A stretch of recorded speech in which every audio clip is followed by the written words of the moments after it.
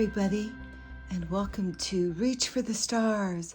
And today, as promised, I am going to do a walkthrough of a 200-year-old LENORMAND deck that I restored, painstakingly so. Wow, it took me weeks to wrap my head around it, let alone go ahead and attend to the deck. When I received the deck, it was in dire straits, very, very, very bad condition. It had been sitting in a French cabinet for probably almost 200 years, infested with mice, rats, rodents, cockroaches. It smelled like mildew. There was some type of oil spilled all over the deck. It was in really bad shape, but I thought, you know what? This is going to give me an opportunity to really up my skills when it comes to working with fiber and fiber arts. And cardstock is wood, so it's considered a fiber. So on that note, I usually keep the deck in this gorgeous little, this is probably about over 100 years old, this lovely little coin purse pouch. I made a lovely little potpourri that smells like lilac. I thought that was the perfect scent because this deck does remind me of Marie Antoinette, and it's within the same era as Marie Antoinette, so I love that. And also, while I am reading with this specific deck, I'm going to be using this lovely little hot chocolate teacup. How delicate is that? So that's going to be really delightful, and I cannot wait because I have a beautiful hot chocolate that I created for that. And then I just have a couple of little wonderful friends hanging out with us, reminiscent of that era. So I've decided, though, to keep these cards in a very special box, and I've chosen this one because I think it's just perfect. It's French. So let's go ahead and open her up and see what we have inside.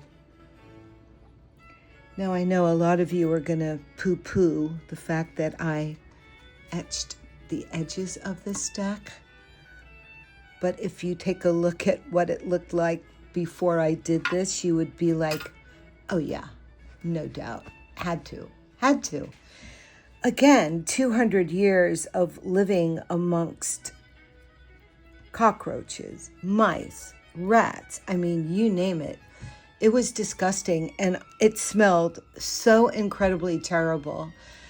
And I thought, what am I going to do with this? And so I decided to just go for it.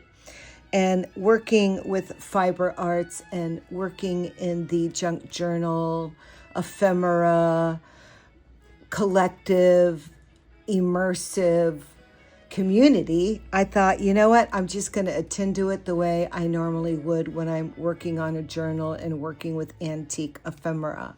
So when I first got the deck, the coating on it was very how do I explain what it was? It was very rough. Some places had some of the coating left on it. Other parts of the card did not. So it was in really bad shape, and it smelled really bad, and it was very, very dirty.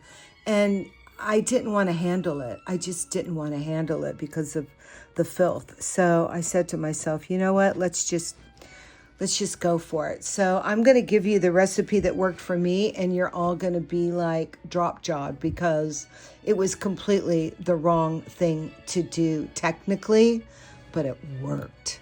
So let me go in a little bit closer.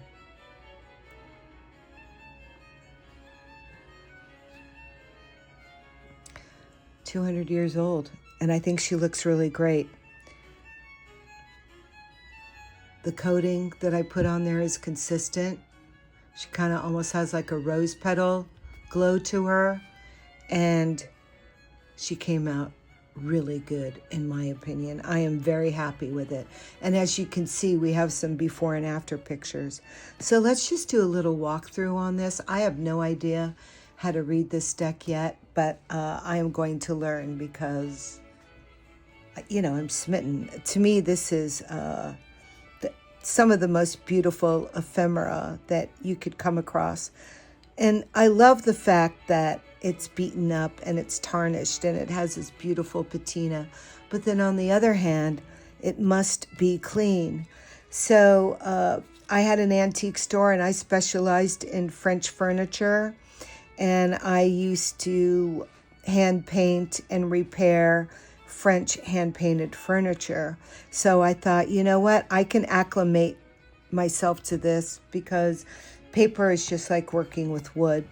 I thought I was going to redo a bunch of the images, but I decided not to.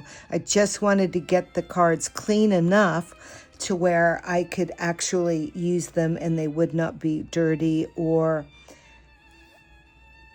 you know, infectious, really. So if you see here, I'm going to come up really close. This little detail right here, let me show you if you can get in close. This little dot right here, that is a cockroach poop. And this thing had cockroach poop all over it. And I actually had to use an X-Acto blade to dig some of them out of the card. And yes, some of the type is rubbed away, but you know, this is a 200-year-old deck in very bad condition. But I'm very happy with the way this turned out because it's now very sturdy. This thing is not going to break or bend. This is going to last another 200 years as a result of restoring it. So let's go through it.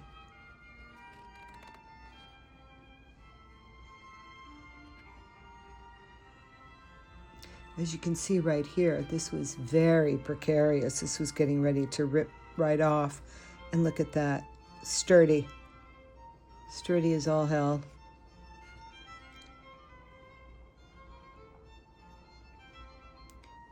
And she's still beautiful. And I love the border. I love the etching. I think it brings it up to modern times. It makes it a little bit more precious, or a lot more precious, in my opinion, and usable. And it just gives it, it just gives it a little freshening up, like a little mini facelift or something.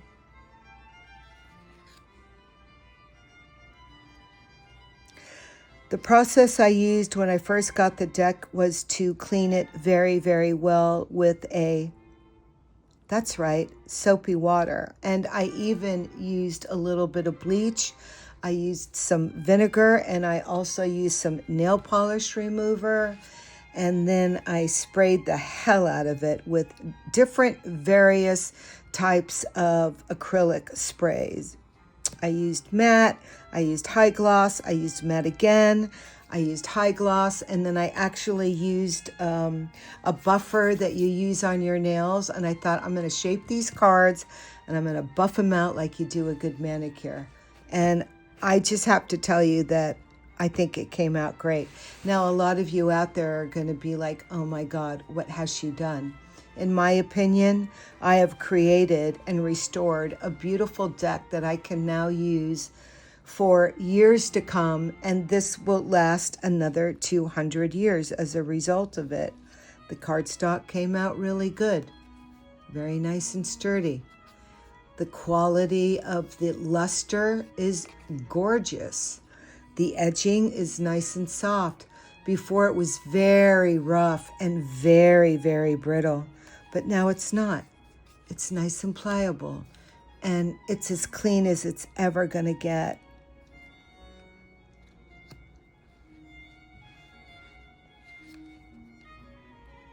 Marie Anne Lenormand was born on May 27, 1772 in Normandy, France. She was orphaned at the age of 5 and then educated in a convent school. Apparently, as a child, as a very small child, Marie Anne Lenormand got in trouble quite a lot for telling the future, especially when she was in the working with the nuns. She had predicted that certain people were going to die, that certain people were going to be the Mother Superior, and this really freaked a lot of people out. During that time, this stuff was pretty much still considered witchcraft, burning at the stake kind of stuff. So, and this was something, again, that she was tapped into from the time she was around 5 years old. At the age of 14, she skipped school and went to Paris, where she got a job in a French bookstore selling books. And this is where she probably got very acclimated to honing in on her skills, reading stories about fortune telling and learning about tarot, which had already been in Europe for about 400 years by now.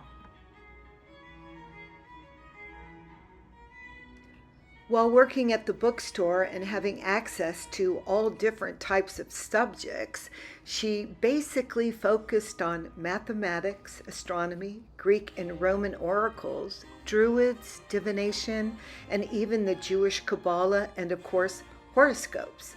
And by this time, she was becoming quite the expert in fortune-telling practices. By the time Marie was 17, she began professionally telling fortunes. Her skills put her in a position to open up her own shop and professionalize her craft. At the time, fortune telling was illegal in France, so what she did was she opened up a bookstore to disguise what was really going on in the back parlor where she was telling people's fortunes. And she was obviously prepared to suffer for her craft, because she landed in jail for it several times throughout her career, but never for very long.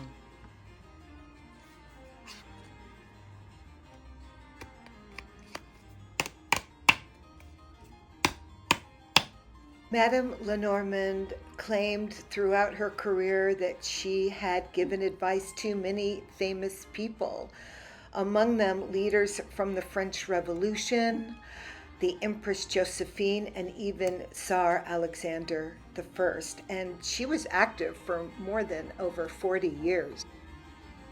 Later on in her career, Marie started a second literary career and started publishing her own work, her own writing, and her own books and text around the year 1814, and many of them caused quite the stir in public controversy. One of her publications that was a big to-do, and everybody was quite upset about it, was a publication on the Empress Josephine's memoirs, and this was published 8 years after Josephine had passed. Her life took many turns, from a convent school education after her parents died at the age of 5, to fortune teller for the rich and famous, to jail, to publisher, and then on to an historical legend. She died a very rich woman with no heirs save for one stuffy nephew who apparently was a devout Catholic, and he had burned all of her belongings, even her cards, everything that she owned, but apparently not the money. Although it is said that Marie created her own fortune-telling deck, no one actually knows what that deck looks like, thanks to her nephew who had burned all her belongings. So the typical 36 card oracle system named after her was designed in the 18th century, and that was years after she had passed. That deck was based on a popular card game. It was a German card game called The Game of Hope. The design of the cards were much simpler than the tarot deck we know today. Each card features a main pictorial symbol, kind of like the clover, a fox, or an anchor. A single card rarely gives a full answer, however. For example, the ring usually represents a contract or a commitment, but if paired with the fox, it might mean a deceitful business deal. So I'm very excited about actually working with the deck. I thought it was going to be a lot more intense than I thought, but after doing some quick study work, it's actually quite simple. So I'm really looking forward to it. And there's a lot of information on how to read the deck and how to learn about Marie Anne on YouTube. It is a bit curious to me that during my basic research on Marie Anne Lenormand is that she was in Paris during the time of Marie Antoinette's reign. So Marie Antoinette was on the throne from 1774 to 1792. So it's interesting to me because here we have a French deck with German copy on it, and I'm curious to think that possibly did Marie Antoinette actually converse with Marie Anne Lenormand? I would like to think so, although there is nothing in my research that says that that's a fact, but I'm thinking there's a really good possibility. So as an example, this deck is very simple and easy to read. The book on the card probably represents doing your homework, getting your studies done, or perhaps you have to read a contract. This card, for example, is a letter that is going to be arriving, a letter that perhaps you need to write, some type of correspondence.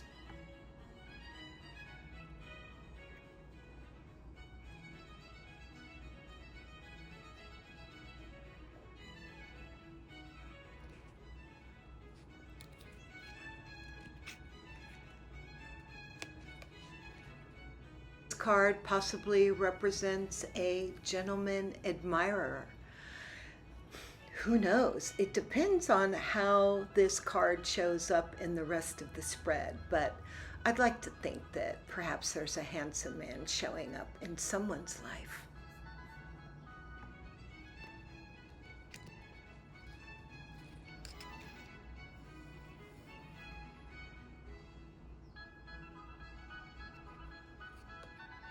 This card could represent walking away or taking some time to take a stroll in the great outdoors and actually enjoy the day.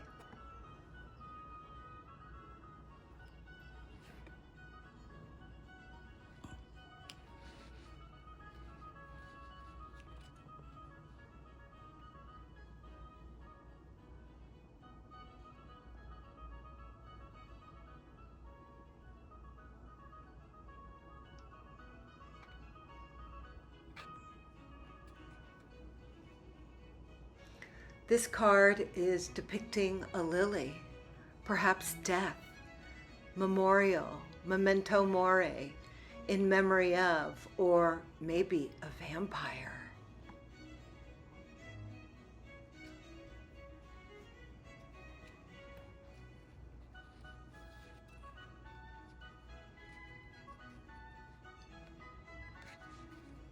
Here we have the sunrise, or is it the sunset? But it looks bright and happy, and you can intuitively use this card to describe what's going on in your reading.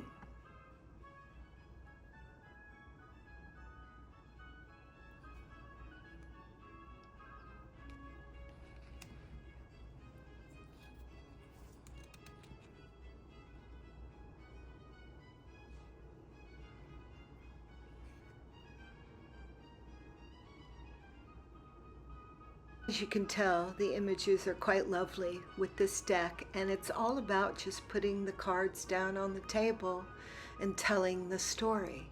And I find that very intuitive and very romantic and very simple and easy to work this deck.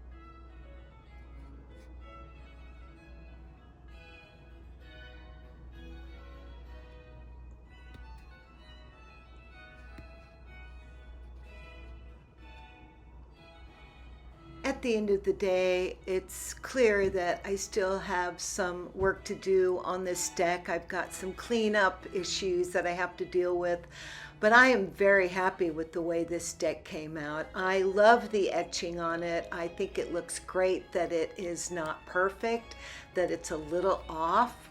But yeah, I still have a few little details to work on. I kind of let that etching slip away from me on a couple of the cards, but not to worry. It's an easy fix and I will attend to it.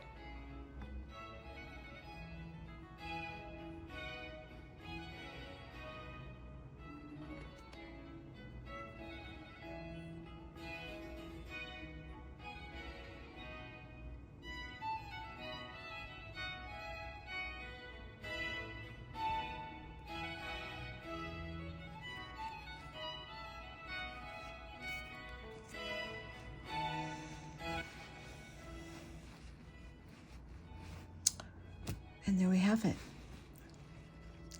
Now, of course, we know already that she smells like lilac instead of mildew and cockroach poop and rodent feces. So that's a good thing. Let's give her a bit, a little bit of a shuffle. See how well she's going to perform with her new. All right. Going to do just fine. Nice and sturdy. Before, you wouldn't have been able to do this. The corners would have ripped and it would have, oh my God. I mean, now this is, a sturdy cardstock, right? These things were literally like crumbling pieces of paper. It was pretty bad. And you saw the one that looked like it had gotten chewed on. My goodness gracious, look at that. I mean, dear Lord. Okay, let's give her a little bit of a shuffle and see how she sounds and how she feels. Here we are.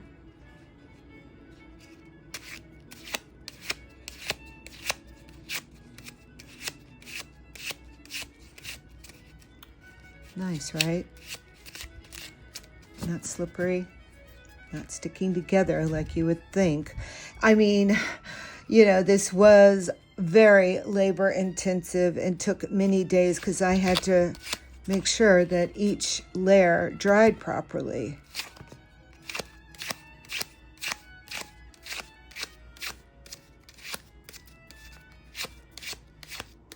Nice. Right. Well done. Well done. Give it one more go. My fingers are turning blue, but that's okay. I don't care. It will.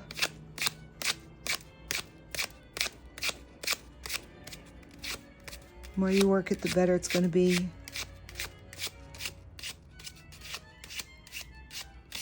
I used a oil art pen on the etching. This is what I used, oil base. And I had to because this thing was just in such unbelievably poor condition. It was just heartbreaking. But now I love her. I think that she's going to stand the test of time. But most importantly, I'm going to get to use her and feel confident when I use her and learn about her, that I'm not going to destroy her. I gave her a new life and a new place to live and some love and care. And I think, man, if people were paying more attention to stuff like that, I think it makes a big difference. I don't care if people think that I've ruined the deck. I did not ruin the deck.